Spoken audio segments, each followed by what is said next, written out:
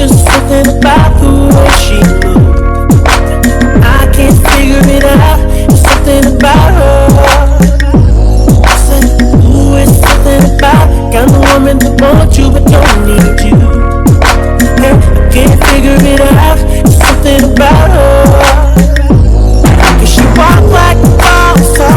जब संसार अंधकार से प्रकाश की ओर होता है, जब मनुष्य अपने इच्छाओं से ऊपर उठकर प्रकृति के प्रति कृतज्ञ होता है, जब अस्त होते सूर्य को भी उसी श्रद्धा से प्रणाम किया जाता है जिस श्रद्धा से उगते सूर्य को, तब जन्म लेता है एक ऐसा पर्व जिसमें पूजा केवल देवता की नहीं बल्कि प्रकृति, जल, वायु, प्रकाश और जीवन के प्रति आभार की होती है। यह है छठ महापर्व। भारत की सनातन परंपरा में सूर्य केवल आकाश में चमकता हुआ एक तारा नहीं रहा, वह जीवन का आधार है। ऋग्वेद से लेकर भारतीय लोक परंपराओं तक सूर्य को ऊर्जा, आरोग्य, प्रकाश और जीवन का प्रतीक माना गया है। सूर्य उपासना की परंपरा भारत के विभिन्न हिस्सों में अलग अलग रूपों में दिखाई देती है। छठ उसी प्राचीन सूर्य आराधना की एक अद्भुत लोक परंपरा है जिसने सदियों की यात्रा में धार्मिक आस्था के साथ साथ सामाजिक और सांस्कृतिक स्वरूप भी ग्रहण किया। छठ की उत्पत्ति को लेकर अनेक लोक कथाएं और धार्मिक मान्यताएं प्रचलित हैं।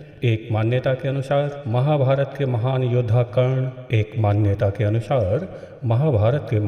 योद्धा कर्ण सूर्यदेव के परम उपासक थे। वे प्रतिदिन सूर्य की आराधना करते और जल में खड़े होकर सूर्य को अर्घ्य देते थे। एक अन्य परंपरा इसे भगवान राम और माता सीता से जोड़ती है। मान्यता है कि लंका विजय के बाद अयोध्या लौटकर राम और सीता ने सूर्य उपासना की। लोक विश्वास में छठी मैया का संबंध सूर्यदेव की शक्ति से भी जोड़ा जाता है, इसलिए इस पर्व में सूर्य और छठी मैया दोनों के प्रति श्रद्धा प्रकट की जाती है। इतिहास इन कथाओं की पुष्टि अलग अलग रूप में करे या न करे, लेकिन लोक जीवन में इनकी आस्था आज भी उतनी ही जीवंत है। छठ केवल 4 दिनों का पर्व नहीं है, यह तैयारी है तन की, मन की और घर आंगन की भी। दीपावली के बाद जैसे ही छठ की आहट होती है, बिहार, पूर्वी उत्तर प्रदेश और झारखंड सहित वैश्य पटल पर अनेक इलाकों में घरों से लेकर घाटों तक एक विशेष अनुशासन दिखाई देने लगता है। घर की सफाई होती है, पूजा की सामग्री जुटाई जाती है, प्रसाद के लिए गेहूं धोकर सुखाया जाता है, गुड़, चावल, नारियल, केला, ईख और मौसमी फलों की व्यवस्था की जाती है और फिर बनता है ठेकुआ।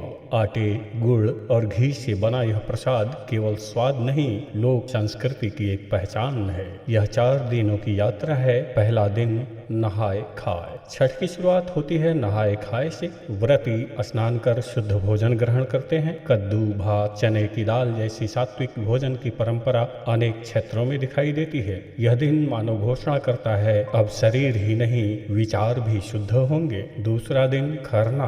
दूसरे दिन आता है खरना। व्रती पूरे दिन निर्जल उपवास के बाद शाम को पूजा करते हैं और गुड़ की खीर, रोटी या प्रसाद ग्रहण करते हैं। इसके बाद शुरू होता है कठिन व्रत, लगभग 36 घंटे तक चलने वाला निर्जला उपवास।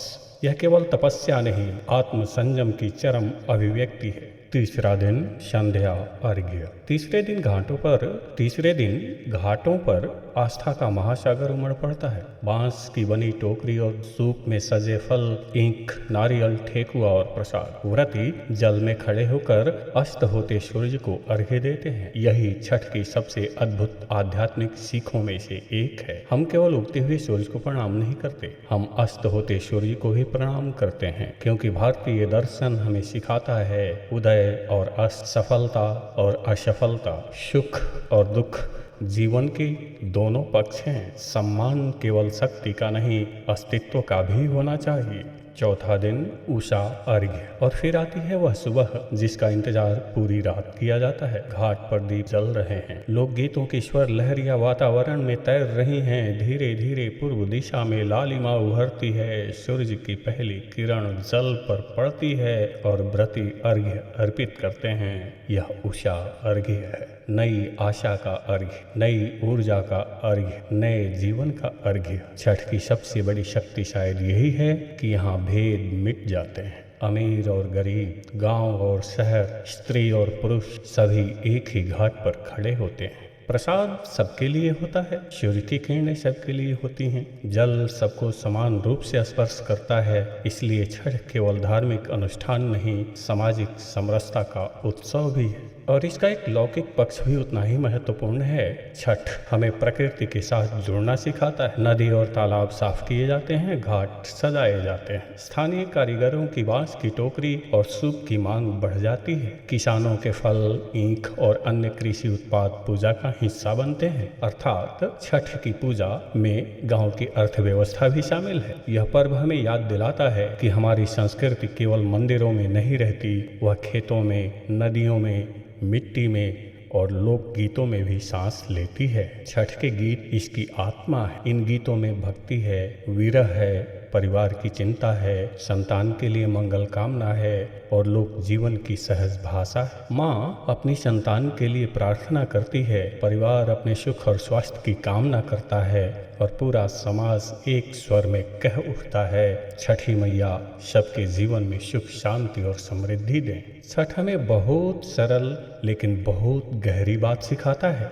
जीवन हम अकेले नहीं मिला, जीवन हमें अकेले नहीं मिला।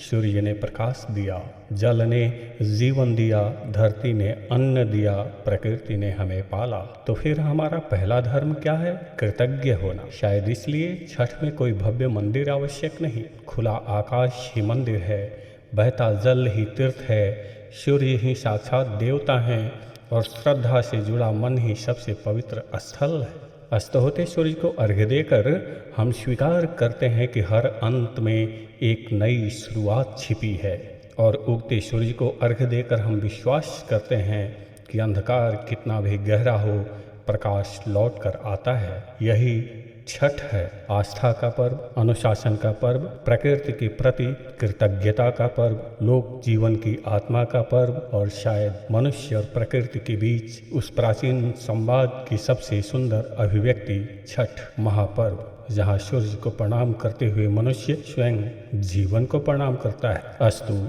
जय छठी मैया।